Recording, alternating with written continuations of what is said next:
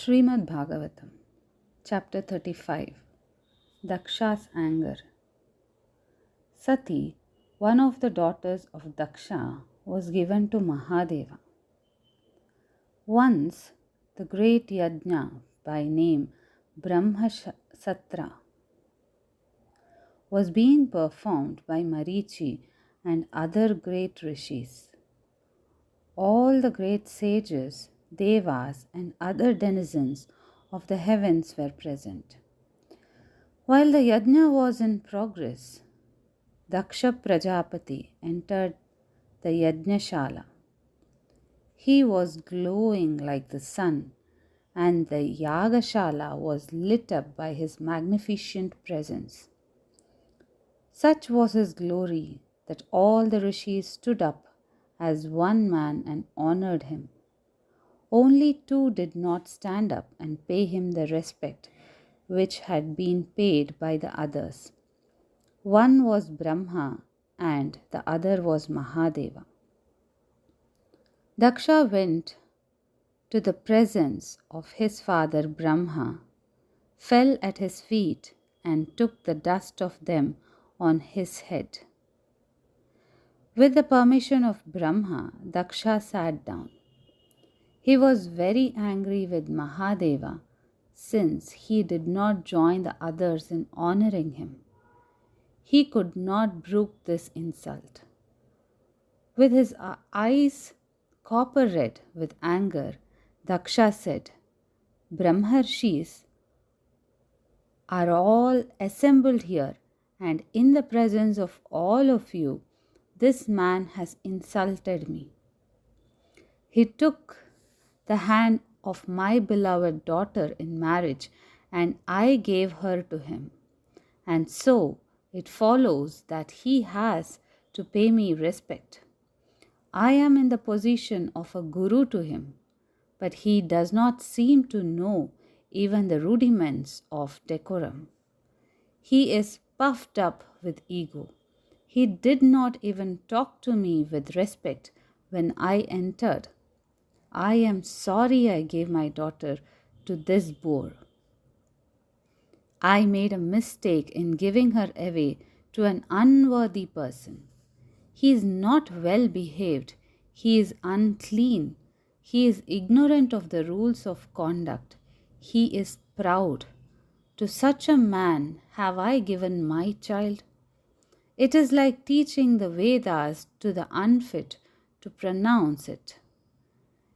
He lives in the burning ground, surrounded by pretas, bhutas, and pishachas. With his hair all matted and wild, he wanders naked in the burning ground. He laughs a while and weeps a while like one demented. He smears himself with the ashes from the funeral pyre and wears a garland made of human skulls. His ornaments are human bones. He is Ashiva and he calls himself Shiva. He is full of tamas, the worst of the three gunas, and he is swollen with ego.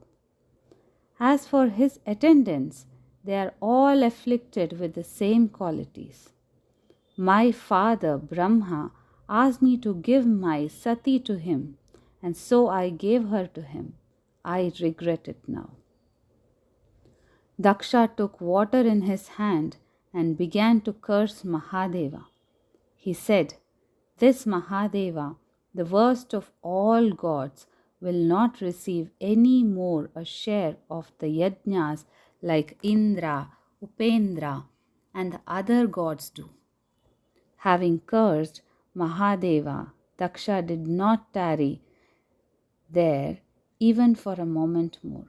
He went back to his home. Nandikeshwara, the ardent bhakta of Mahadeva, was very angry with Daksha, who had treated the Lord so badly.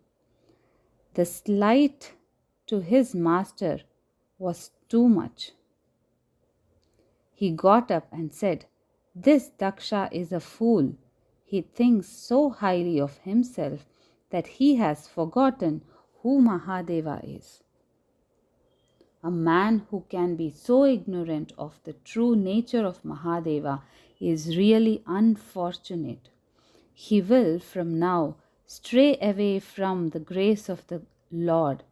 He is no better than an animal which lives only for the gratification of its hunger and thirst. Daksha is therefore like a goat which has no intelligence. He will hereafter have the head of a goat. As for the rishis who were silent when Daksha pronounced the curse on Mahadeva, they will all suffer for this. These many followers of Daksha will hereafter go through the cycle of births and deaths. They will forget their real selves and their minds will be turned away from the Brahman. They will become engaged in tasks associated with worldly desires and the gratification of them. They will get so much involved in the rituals that they will lose their love for discipline, tapas. They will become susceptible to flattery and, with their minds clouded by ignorance, they will get involved in worldly things. They will have to beg for their food. This is the curse I pronounce on the supporters of Daksha. Bhrigu, the chief of the rishis assembled there, was beside himself with anger at the words of Nandikeshwara. He said, I curse the followers of Mahadeva.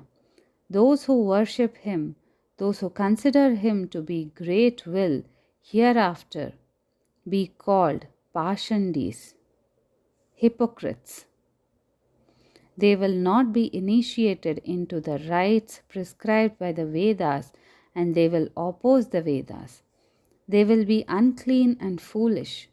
They will wear their hair matted like Mahadeva. They will wear ornaments made of bones and they will smear ashes on their bodies like their master. They will drink Sura, since they have condemned the Vedas which form the basis of the 4 ashramas and that of society. They will move in a world indifferent to the rules of society. They will earn the contempt of the world of men because of the nefarious methods with which they perform worship. They will form a religion which has for its goal the slighting of the Vedas.